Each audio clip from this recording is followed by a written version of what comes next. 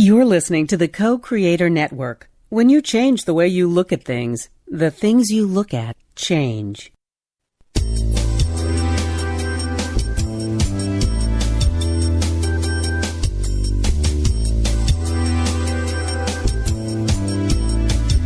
Good afternoon. Welcome to Why Shamanism Now, a practical path to authenticity, with your host, Christina Pratt, Director of the Last Mask Center for Shamanic Healing. She's talking about how shamanic skills can bring us to physical, emotional, mental, and spiritual well-being, especially when nothing else can.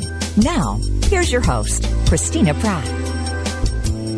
And welcome everyone to Why Shamanism Now. This is your host, Christina Pratt. And I would like to begin here today by calling out to the helping spirits to be with us. So I call out first to your ancestors and to mine. I call out to all of those humans who lived well and died well. Those who met the challenges and injustices and the problems of their time in a good way. Those who harvested the bounty of their time and those who learned from all of it. I call out to those ancestors to be with us here today to help us, the living, to do the same. To meet the challenges of our own time, to transform the injustices, and to be able to show up to receive the bounty in a way that is shared equally and with equanimity with all. So I call out to these ancestors to be with us here today to hold us well, that we might do what must be done for those who are coming. And let's reach beyond these human ancestors to those who've been here long before anyone ever dreamt up a human, because these energies in non-human form hold a form of wisdom that can often help us see through the particularly human messes that we tend to create with our power of innovation and creativity.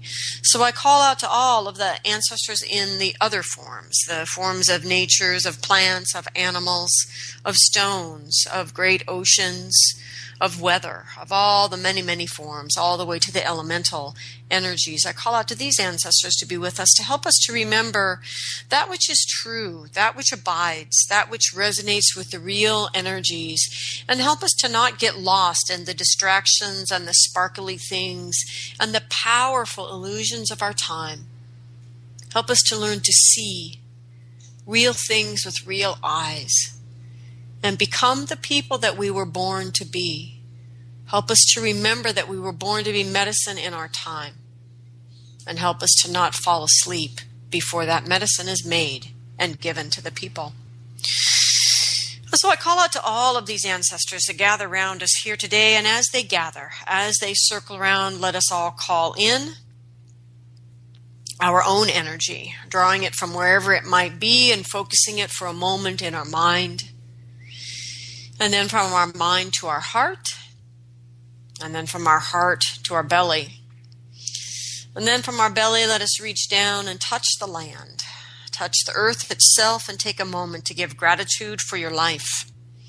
Whatever the day holds for you, no matter even the trials and tribulations, let us give thanks for being alive.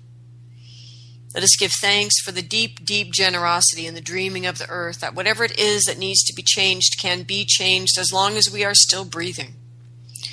And we give gratitude to the diversity and the beauty and all the abundance that is around us. And may we learn to live with it as part of it in a good way. And with our deep gratitude and awe and wonder for life itself, let's extend our energy down through all the layers of the earth. And as our energy reaches down and down and down into the very center of the earth, let us anchor ourselves firmly there. Let us settle our mind and our heart and our belly into this energy that draws its power from stillness, from silence, from darkness, from simply existing before there is even an awareness of potential or being or becoming. And let us rest in that energy and breathe deeply of it, drawing it in and up into our lives, into our day, drawing up the energy that renews and restores and nourishes us, that which replenishes, that which helps us to draw on a source that allows us to rise again in determination against that which feels impossible in our lives. We call this energy up. We call up this wisdom of manifestation and ask the energies of the earth to help us to continue to learn how to be here in form in a good way, and how to be here in form in an even better way tomorrow. And as we draw this energy of the earth up, let us ground ourselves firmly down. Let us take our place in our body on this land at this time to know where we stand and what we stand for. And may we weave a life for ourselves that is woven out of that which has heart and meaning, that which has purpose, that which has value to us in our lives. And as we build our home of that, may we remember to open that house to those who are other than we are, that we will be challenged by ideas we have not yet thought, and provoked to feel feelings we have been endeavoring not to feel, so that we can grow into the men and women that we were truly born to be. So as we open our door to the other, let us open ourselves to the other that lives within. Come into right relationship with all aspects of ourself, right relationship with others, with our environment, and with the invisible world. And as we come into right relationship with all these things, may we have a moment where we settle into the deep oneness of all things and take our right relationship with ourself from that oneness and from our place in that great fabric of life. And as we settle in a way that is interrelated and interconnected, let us begin to draw that earth energy up through all the aspects of ourself, up and out the top of our head and out through the sky and whatever weather it holds for you here in this day or night, out through the atmosphere and all the way out into the cosmos. Let your energy be caressed by the heavenly bodies, and let yourself caress them back. As we reach for the highest power of the universe, and by whatever way you know that energy, whatever name you call it, just reach out to it, for it radiates on all of us equally. And let us draw down these radiant energies from above, drawing into ourselves and into our day the essence energy of blessing, drawing these blessings in, drawing in the energy of protection, that we might stay focused on our day, on our task, on our uniqueness. We call in the energy that helps us to commit and feel devoted. We call in the energy that is simply accepting and receiving the benevolence and the generosity of this universe. We call out the energies that light the way, that inspire and illuminate for us, and we call out the beneficence of that which is so profoundly larger than we are. And we call these energies in, drawing them into our head, our heart, our belly, and sending them down to the center of the earth, so that in this way, these two legendary lovers, the earth and sky, can come together in a great column of light between with us in the middle. This place, this meeting place of these two great lovers, and may that big love that is the nature of their relationship awaken the spirit of our own heart. And may our hearts then open that crucible of transformation that lives in each human heart. And may we call up the fiery passions of the belly that have brought into this life the understanding, the deep feelings for why you are here, and call down that crystal clarity of the mind that is looking out in the world and is creative and thinking and intuiting and being inspired in how to bring that gift into the world. We bring those energies together in the heart, let them dance together in a fiery and passionate dance, until these energies give birth to that third and most essential thing, which is your own sense of your own authenticity, that heart memory, that inkling, that feeling in the heart that helps you to understand, yes, this is why I am here. And may you find courage in that very same human heart to do something in this day, large or small, to bring those gifts into manifestation in the world. And for the countless, nameless, vast realms of help that we have to do what it is that we've come here to do, I am deeply, deeply grateful. I want to give special thanks to the human beings that make Why Shamanism Now possible. I give thanks to Co-Creator Network and to Ken for all that he does to help to produce the shows. And I also give thanks to those of you listeners who are offering financial support that helps to pay the bills to keep the show out there in internet land, all of the archives, as we move from 350 hours to 400 about how we might apply shamanism in our everyday life. So I give gratitude to Marcella, Patricia, Julie, Cynthia, Danara, Dan, Michael, and David, and all the listeners who've been able to donate to the show. If this show moves you in any way, even if it moves you to frustration, to irritation, as today's show might do, know that you've been moved in your heart. And may you do that most shamanic of actions and allow that which moves your heart to motivate your actions in the world. And do something to help the show to grow. Talk about it. Bring it to your journey circles. Maybe you don't have a journey circle. Maybe you could learn to journey. Bring it into your practice. Share it with others. Start conversations about it. Comment on the Facebook page. Whatever it is, do something large or small to help the show to grow. And for all that you do, I am deeply grateful. Every cent that you offer to the show goes directly to keeping the show on the air. And in this way, we as a community of people make this information available to new people who find the show every day. And so thank you, everyone, for working with me to make Why Shamanism Now a reality.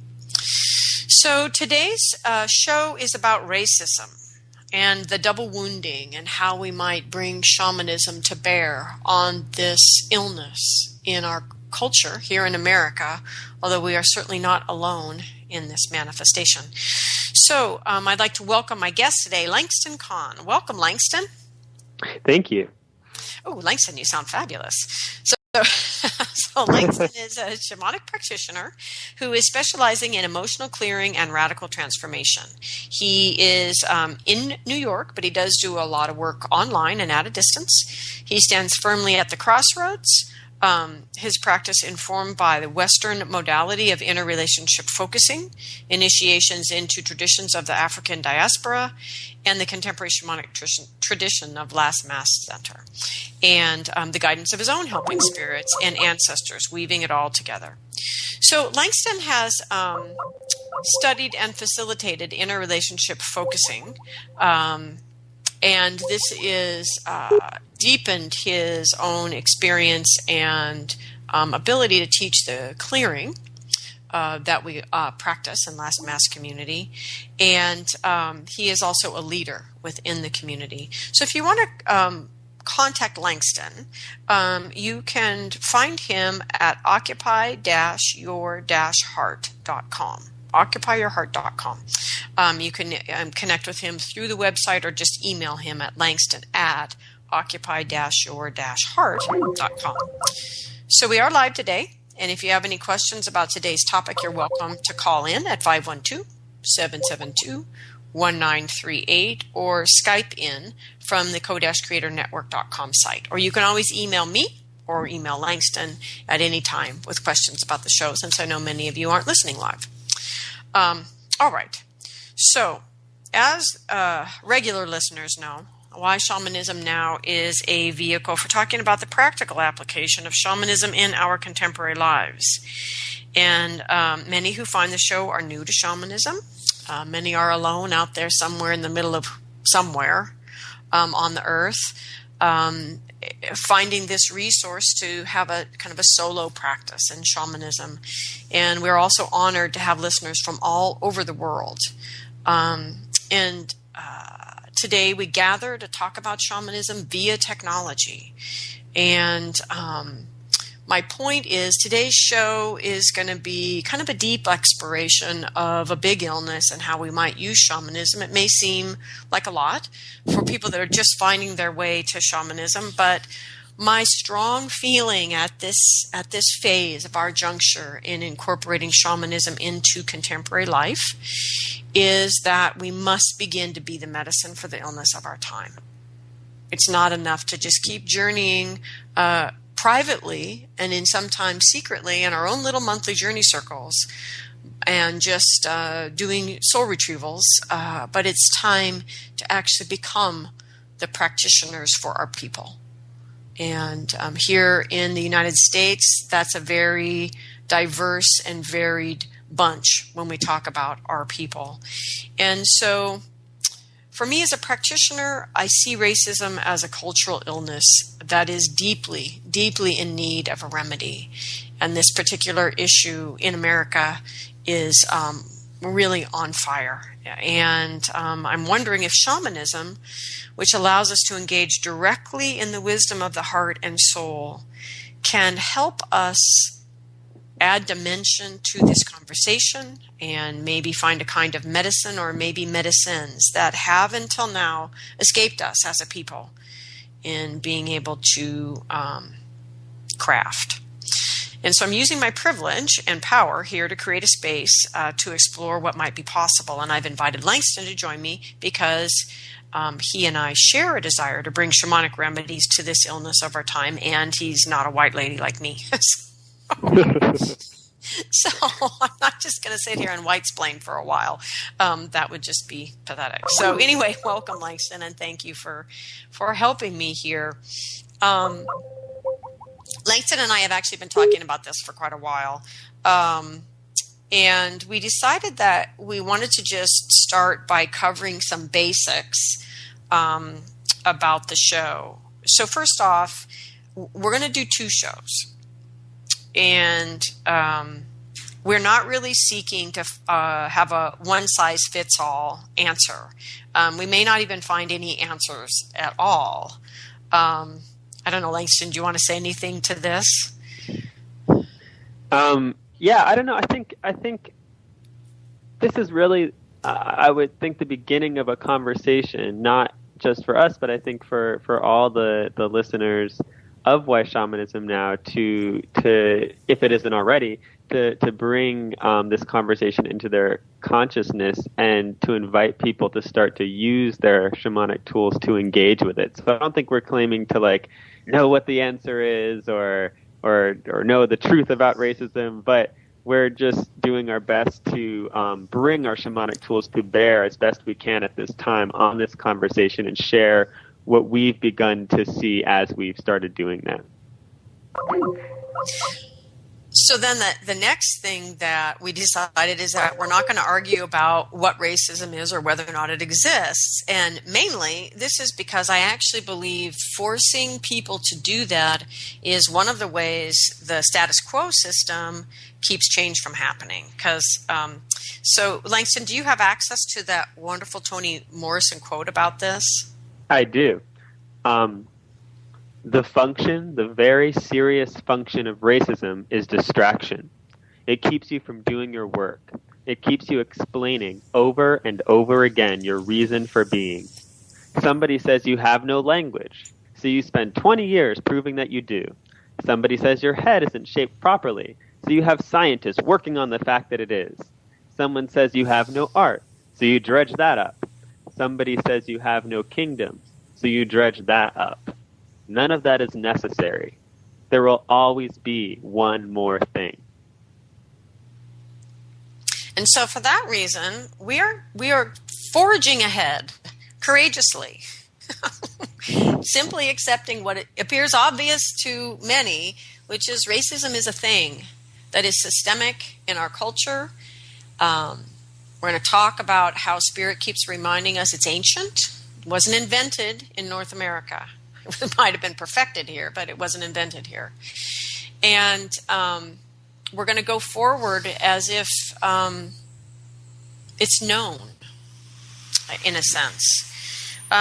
So we're also accepting the fact that as Americans, and Langston and I can kind of only speak for Americans since that's what we are, but that as Americans, we carry internalized racism, just as we carry an internalized sexism and classism, because these are basically sort of the free cultural downloads that you get as the big cultural story that you're bathed in as a child raised in America. And it's sways, I think, in its emphasis regionally, but it's largely a coherent narrative.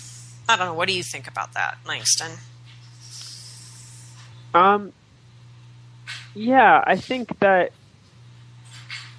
I don't. Well, I think in terms of the narrative of racism or unconscious racism, I think there does come a certain point where one has to reckon or wrestle with the fact that just the fact of being a contemporary person in America, or really I would say in many Western countries around the world, there is some inherent internalized racism that needs to be wrestled with and grappled with for some more than others.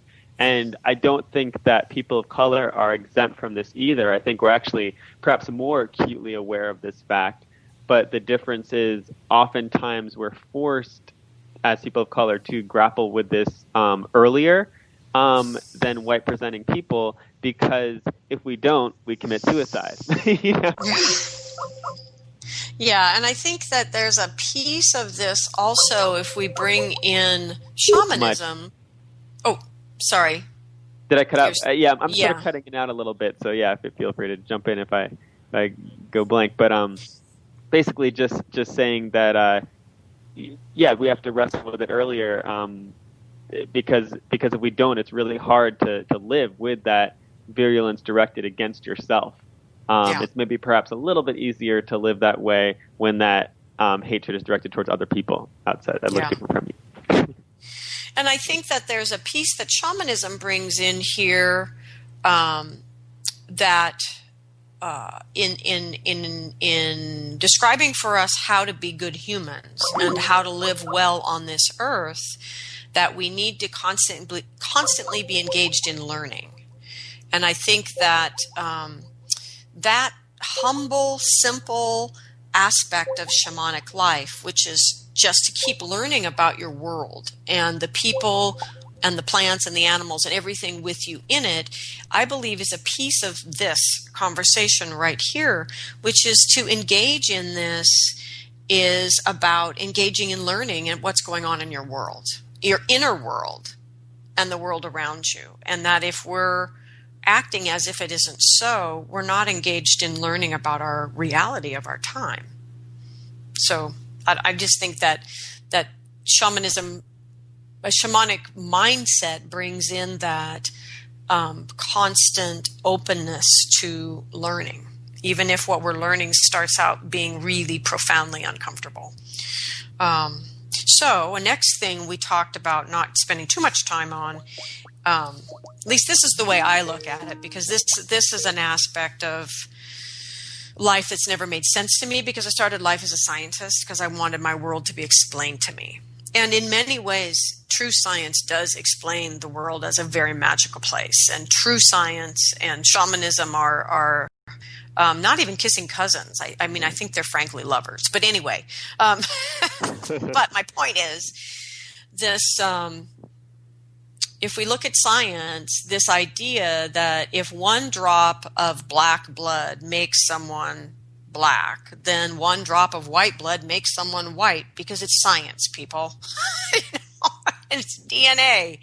And the frustration for me in all of this, in the misuse of science, the abuse of science, and the same as the misuse of people's religions, to justify something that is not justifiable, that is a complete false illusion.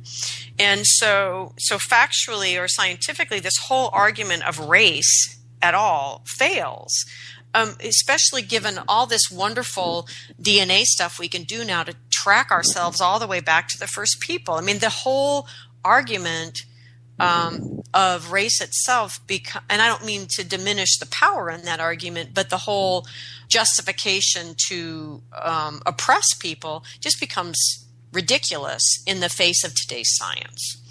So I don't know, maybe you see that differently, Langston. Not the whole thing's always been totally confusing to me. No.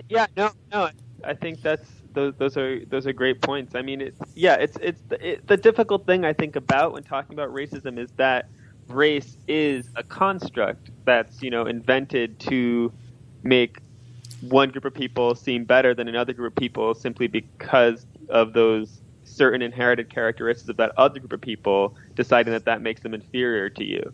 And so it's already like a false construct, but at the same time, because the story has gained so much power in our world, you can't say, oh, I don't see race. That's a lie, because right. because obviously there is some actual difference, even if it doesn't then need to be woven into this story about race. And so because we operate in a world where some people identify as white, and they've used that identification to discriminate against other people, then you have to sort of enter into this virulent story to work with it, which I think is one of the reasons it's so tricky to work with. And in many ways very shamanic, because here we see a story that begins as an illusion, because there's no factual reality in it, and yet you get the power of people and their belief behind it for a couple hundred years or more, lots of years, and all of a sudden something that is absolutely vapor becomes reality, and deeply affects people's lives to the extent of creating damage to their soul. I mean, that's what makes this such a shamanic problem or challenge, because it is entirely a manifestation of the principle that what we believe gains power and becomes real, even when it has no factual basis. So it's kind of unbelievable to me. Anyway, so the other thing that I think is important in the conversation, and I think, again, this is pretty well handled out in the everyday media world, but really understanding that there is a difference between equality and equity, and that if we accept the systemic function of something like racism or sexism or any of these, that we have to understand, if we are someone who has rank and privilege and power in that system, that we need to reach beyond equality to equity to make up for where systemic damage, for lack of a better word, has been done.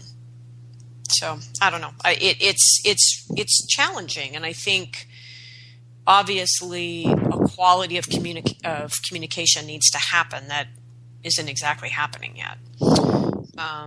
So anyway, what I keep getting reminded by Spirit is that humans are a family, that we are viewed from a Spirit perspective as humanity, period. So the wonder of groups of people doing fabulous things are owned by all of us, but so is the damage, and the evil acts by people are also, in a sense, owned by all of us. And this has been challenging to see, but I think one of the greatest pieces of education from the spirit world is really forcing me out of some identification in any group smaller than humanity, which is big. It's hard. I don't know. Do you have a sense relative to that, Langston?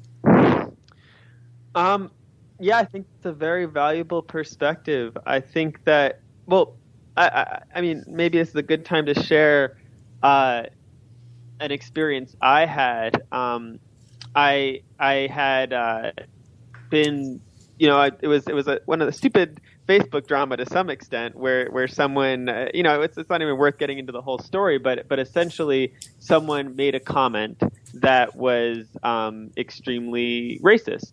And I saw friends of mine who were white presenting sort of arguing intellectually with this person, but no one was just saying, this is a racist statement that this person has made, and this is not something we need to argue with our minds intellectually. This is simply something that is not correct. It's not true. That's false. But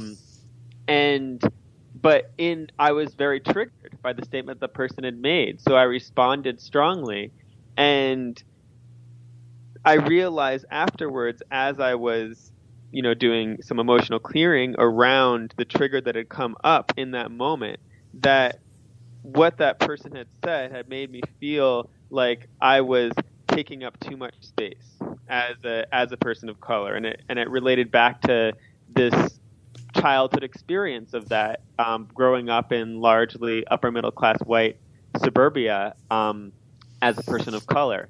And so then I was thinking in all of this, okay, like now I've done the clearing, I no longer have the charge and the trigger, but I don't feel that I should have just been silent in this conversation. So how do we express anger or simply like, speak up and stand up in the moment without further contributing to the separation that things like racism and sexism cause? Because in that moment that I was triggered and I felt separated, through the clearing I realized that then I tried to lash out and make that person that was white presenting feel separated. And that there's something in that I knew didn't feel right. So I took that to the earth and an earth shrine that I was working with at the time.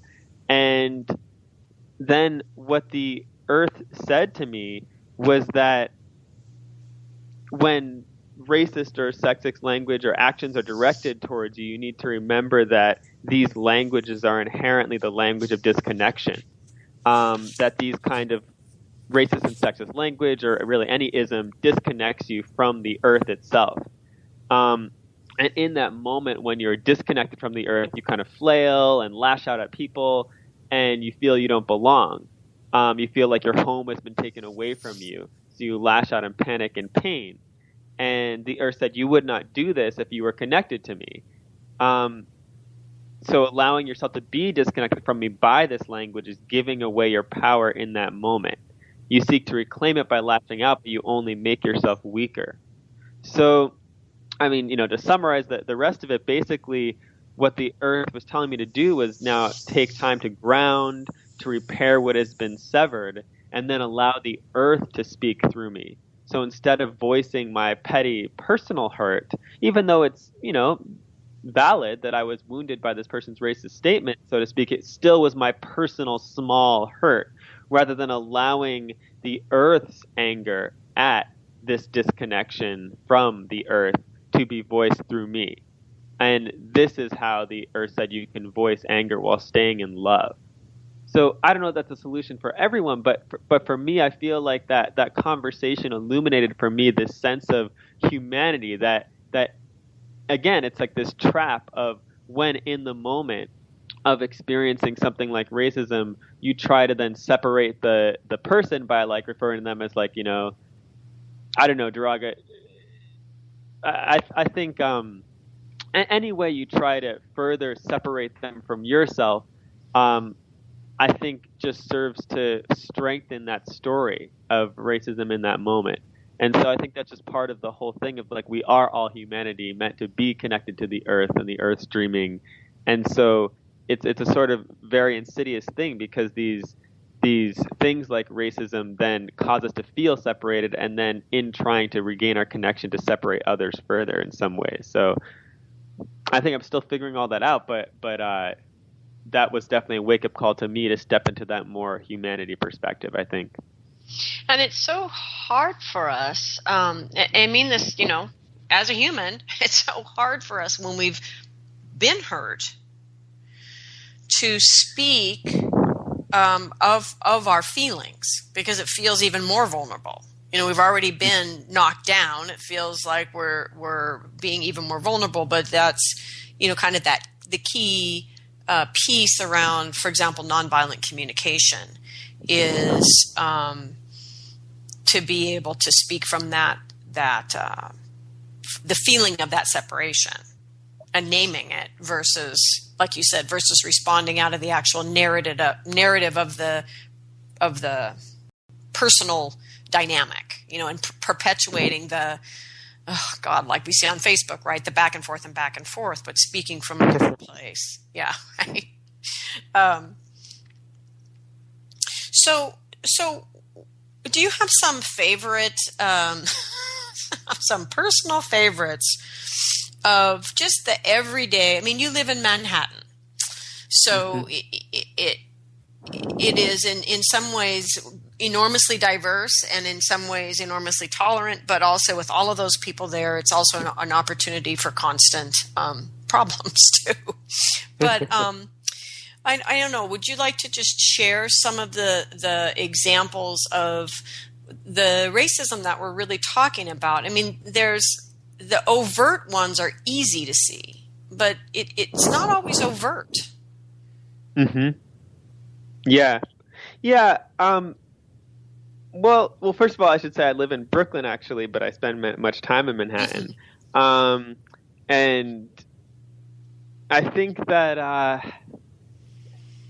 don't know, there's so many examples, and it's hard to think of like which would be best right now. But I think in terms of like things that you don't necessarily think about when you're white presenting, it's like, for example, just going to the grocery store can be extremely stressful. With this actually, happens to my partner somewhat more than me, but like just people starting to randomly follow you around the store as you're shopping. And you don't want to call it out because you feel paranoid, like, oh, is this person really following me? Am I just sensitive because this happened in the past? But then, 9 times out of 10, we end up having to actually go up to the person, and the person says, oh, you look like someone who stole something in our store, or something. Like, oh, really? I looked like something. So things like that, I think, are just, people forget, like the one popular term for experiences like that are like sort of microaggressions, like these constant cuts throughout your day of being reminded again and again that simply because of certain characteristics of how you look, the color of your skin, the how big you are, these cause other people to instantly see you as less than them, criminal, and dangerous. And it's just very stressful. And I think that there's also, in terms of other examples, I think it can also be things as simple as, having the same opinion. And I know this is something, women experience very frequently as well, giving the same opinion that a white presenting person is giving, and being perceived as being loud or angry or dangerous or violent when you're giving voice to that opinion, and people acting, to you accordingly with that. Or, just things as people not being able to really see you as a full person, only being able to engage with you as a stereotype. I've experienced before as well.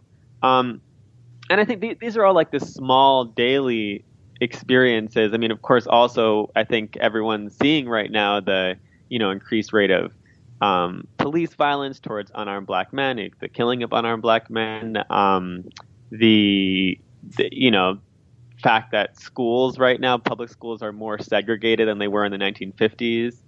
And so there's a lot going on. In terms of experiences of racism, but I don't know. Is that helpful? I guess I. Yeah, and I'm thinking, so think about, what would it be like to be a mother and truly, legitimately worry every day that your child will be shot? A legitimate daily concern added to all of your ordinary concerns as a parent. Or just to be a person in this culture going through life, blah, blah, blah, blah, and know that the justice system doesn't have your back. To just know that as an everyday fact of life. And, you think about things that other people take completely for granted.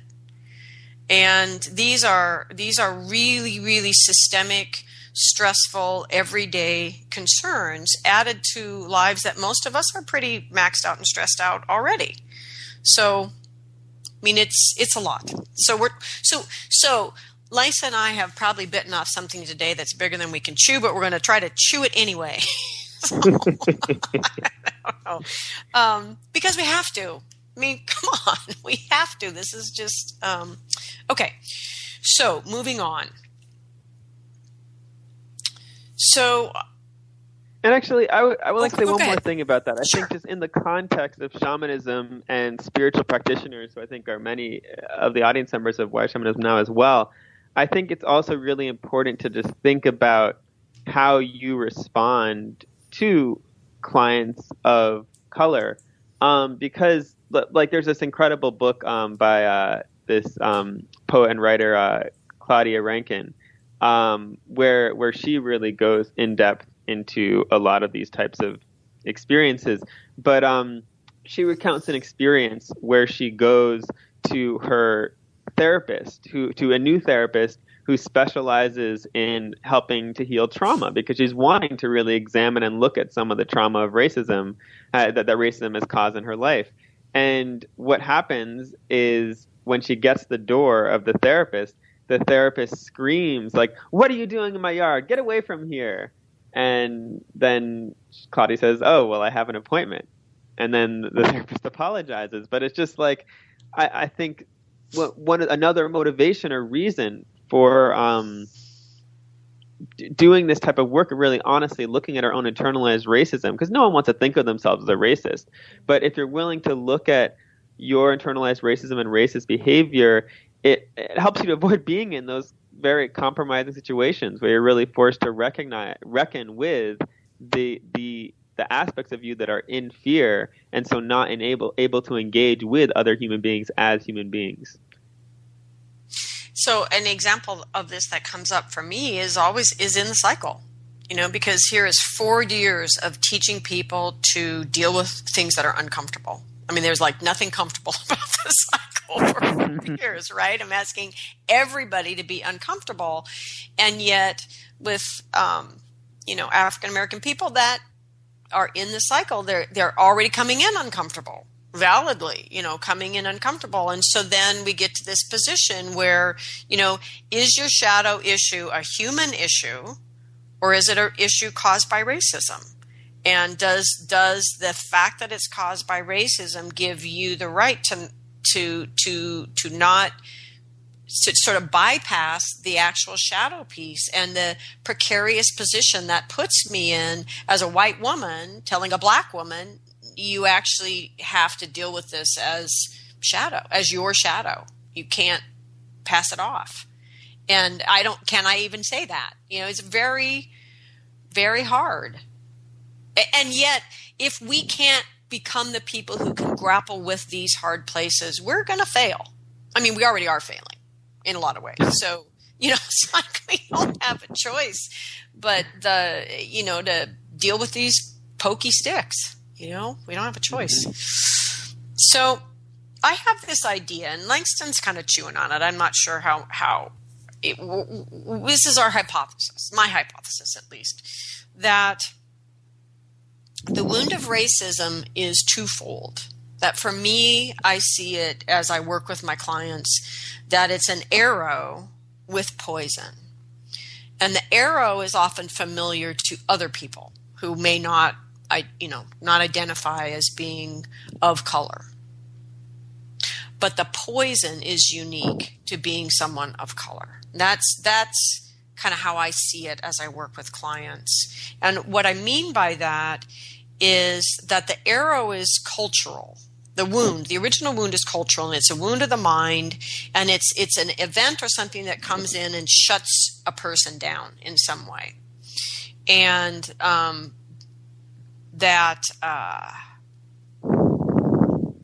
it affects our relationship with the world. But the poison is like the arrow brings it in, and we may pull the arrow out and actually manage to heal that wound in being told I'm, too big. And then I do my healing work to decide that I'm exactly the right size I need to be, and nobody gets to tell me that I'm too big. But that the poison piece is the part that gets in where if I was a black woman, let's say, I might do that work that no one gets to tell me I'm too big.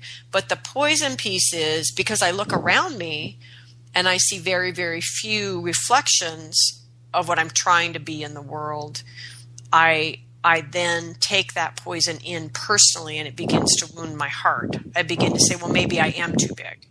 I begin to take it on myself. So I don't know. I don't think I described that very well, but I think that that's the piece that people often miss, is that there is this shared wounding that many children experience, but there's this added poison that comes in when it's coming in this constant repetition through the message that we're receiving about ourselves, where we start to doubt ourselves because of the racial piece. I don't know. I'm not saying that very well, Langston. Well, I mean, one other aspect that came forward for me in my journeys around this idea was this idea that one of my helping spirits was showing me of the wound in between the Shen and the Ling. So there's a bunch of podcasts about Shen and the Ling, but essentially the Shen is this sort of outer facet of the heart that carries your expression out into the world. Kind of really in a large part like the persona of ourselves that we're expressing on Facebook or in digital media or in email, just this expression of ourselves into the world. But then the Ling is this, and of course you could explain this better than me, Christina, but essentially it's this like quiet spirit of the heart that you meet and find in silence and solitude, that deep yin space of reflection and time alone, really. Or an intimacy. And so the Shen is meant to be bringing back how the world, basically getting its marching orders from the Ling, expressing that out into the world, and then bringing it back to the Ling into conversations so the Ling can understand how its deep musings that it wanted to bring out into the world were responded to, and then change its thinking and its feelings accordingly as it works to craft its next message or its next vision. And so one of the damages my helping spirits was showing me of racism is it sort of creates separation between the Shen and the Ling, and because the Shen's experiences and reflections that it's getting back, like you were talking about a lack of mirrors and reflections, are distorted by racism. So the Shen isn't really bringing back accurate information to the Ling, so then the Ling can't accurately plan what it wants to express next. So it's like there's this sort of division that's created internally that leads to either people feeling the need to create carefully calculated masks and performances, like a cool pose, or just feeling paralyzed or overwhelmed. And there's this, because of it, there's also a lack of trust. Like I see again and again in people's shadow processes, there's a time when you really can't trust your own perceptions and what you're seeing and that what feels really true to you. And you have to lean into the reflections of those around you that you trust. And because of this dynamic from racism, I think it's often harder for people of color to find a place where they can trust in that way and be vulnerable enough to find the reflections outside of them, especially if they're cut off from other people of color in their life, which often happens. Mm-hmm. Yeah. And the important thing about this is that the Shen's experience is real and false. And that is really confusing to our own internal ability to sort out the truth and trust ourselves. Because the Shen's having a real experience out there, but the real experience is being manufactured out of this illusory falseness, whereas the Ling is this deep, intimate soul relationship that's tracking the real energies, the energies under the culture. And so the Ling and the Shen start totally confusing each other. Right? Mm-hmm. Yeah. And it's a good point, though, because there is that place. We do all this work to present ourselves honestly in the world and not care about how that affects everybody else, to get out of this sort of codependent, addictive behavior.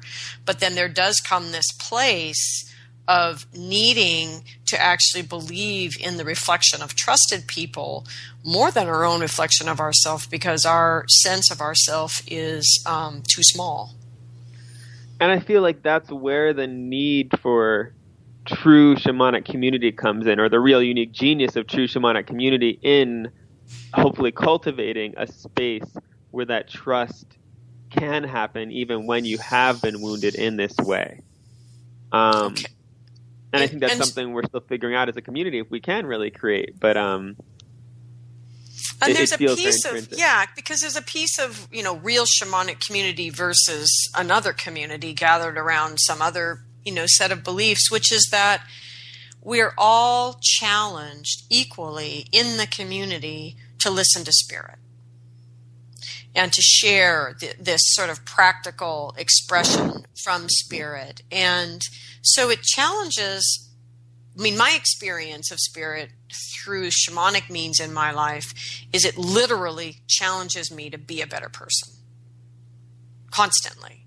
It's not like I just pray and maybe I get help, but I'm getting in the face, you are not showing up here, Christina. This is what you need to do, right?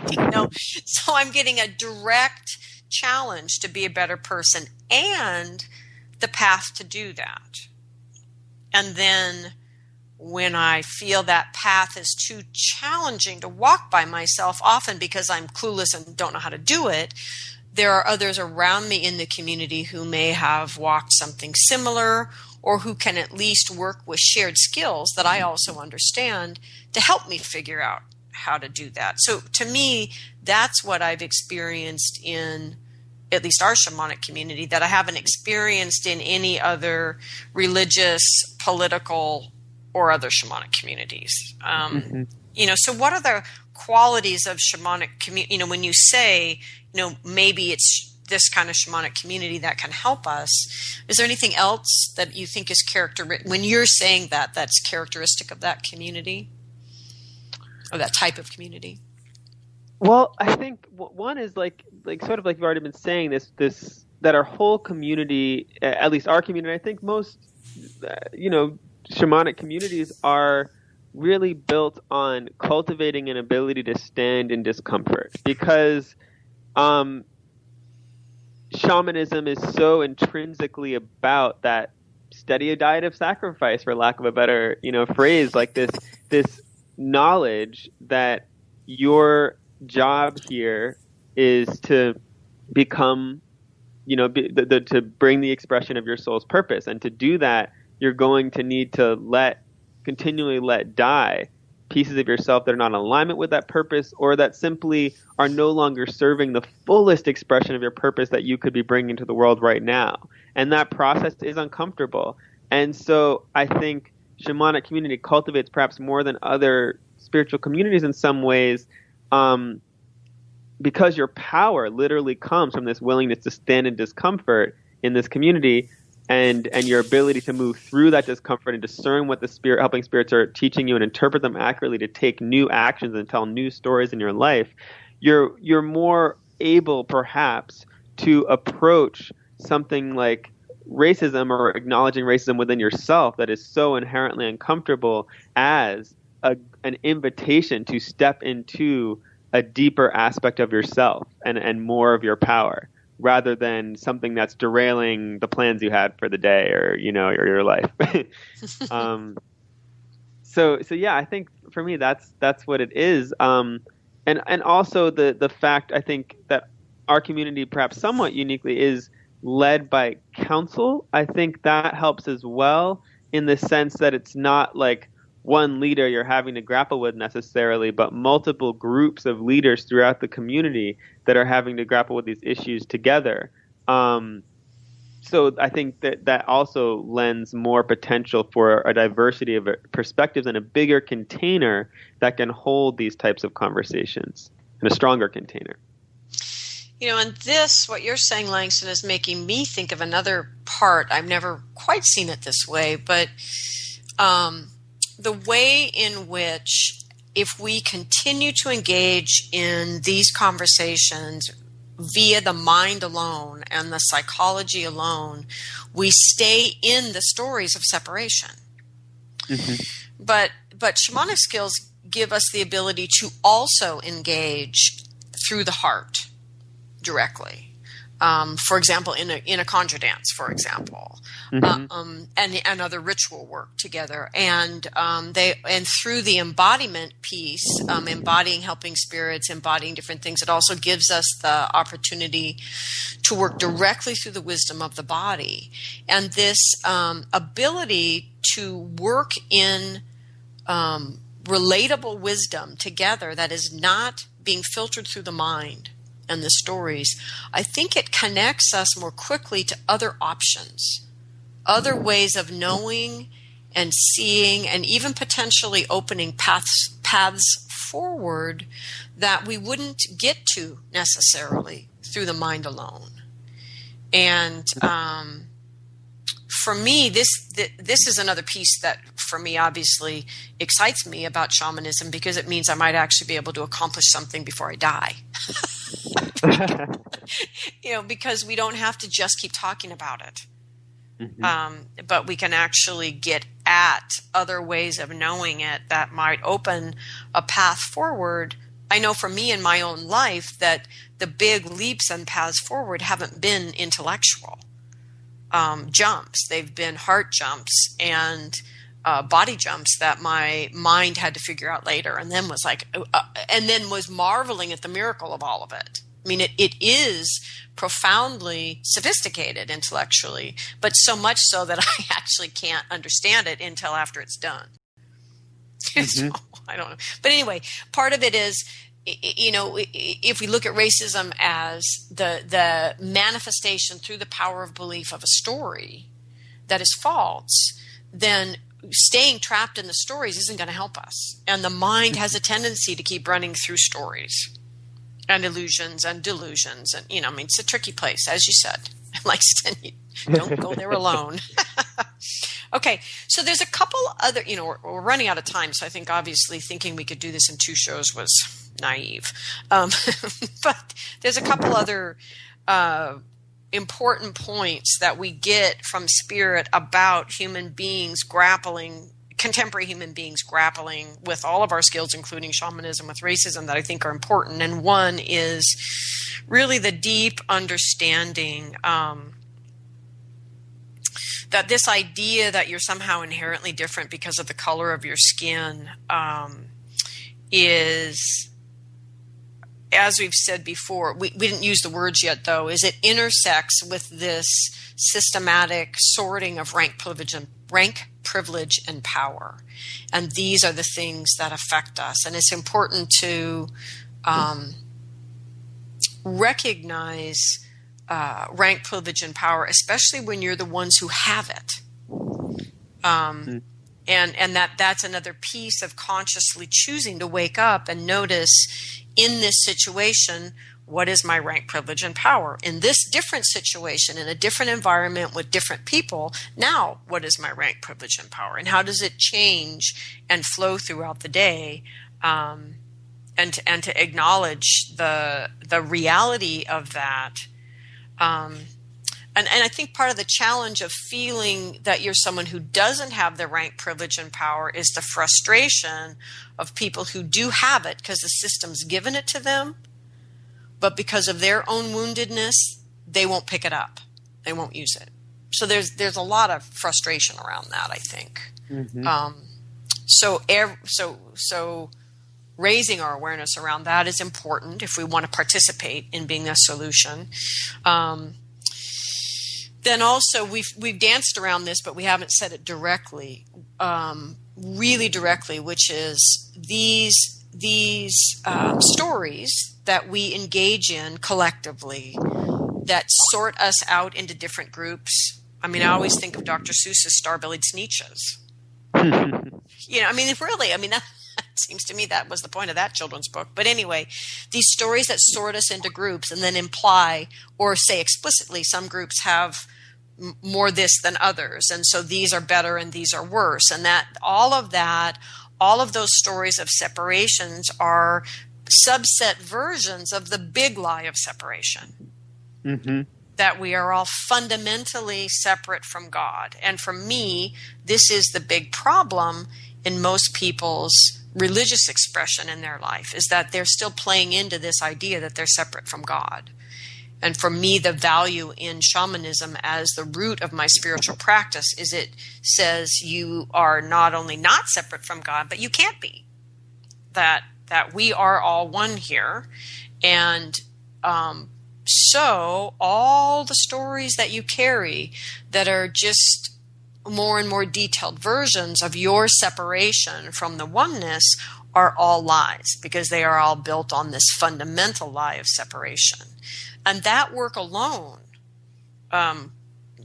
changes all of this, because you realize all of these stories are just more of the same story that is fundamentally a lie. And that lie damages us so deeply. To believe that we are fundamentally flawed damages us. And the problem with racism is it's like a double whammy. It's like doing a healing where it's your own past life and you're your own ancestor. So it's got the double whammy of a past life healing and an ancestral healing, and it hits you like a Mack truck. And so in this lie of separation, so we have the first lie that I'm separate from God, and then the second lie that I'm separate from all the good people because of the color of my skin. It's a double whammy of this lie of separation, and it's profoundly debilitating and heartbreaking. So that's a piece of what we're grappling with here. And then I have to share your piece from Crazy Woman, though, because I love it. She says, that actually we have to remember that racism is a very old story. And it ties into one of the oldest and most boring human stories, that we're separate from the rest of creation. I mean, and you have to remember that human beings have been enslaving other groups of human beings for a really long time.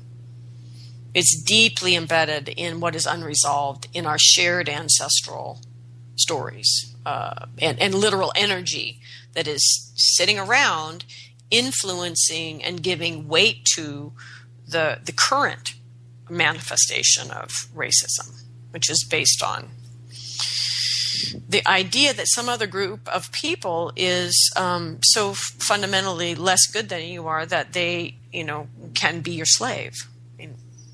It's crazy, Yeah, and I think it was interesting to me that what Crazy Woman showed me in that journey was that the root of this, at least in what she was showing me, was this fear of being inadequate and not good enough, fear of not having enough resources, fear of what would happen to humans if they had to follow the rules everyone else did for living in right relationship. So it's like all of this fear is leading to that lie of separation. Like, of course we're separate, because if we weren't separate, then we'd have to do what everyone else is doing, and that's too hard. And it's like, but who knows what was going on at that time? But it was interesting to me to look at that in parallel with the rise of racism in the United States too, and how so much of the United States was built literally on the back of slaves and the necessity of slaves for the economy at that time.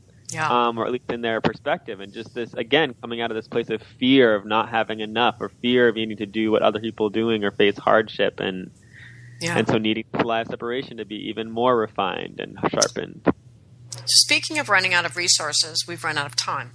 So we're going to pause here, and Langston and I are going to continue this conversation in next week's show. So very quickly, because we are a little bit over time, Langston, thank you.